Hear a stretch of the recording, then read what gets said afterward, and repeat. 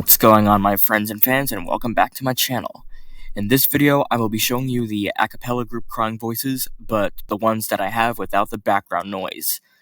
So, I only have 45 voices that do not have the background noise, but some of them appear on both Natural Readers and Clarospeak.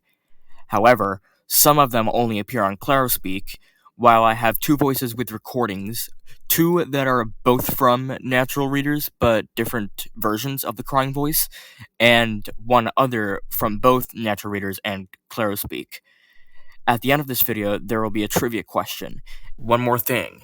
The remaining Acapela Group voices, which are the ones that do have the background noise, will be put in the description. And the first person to get that question correct will get their comment pinned.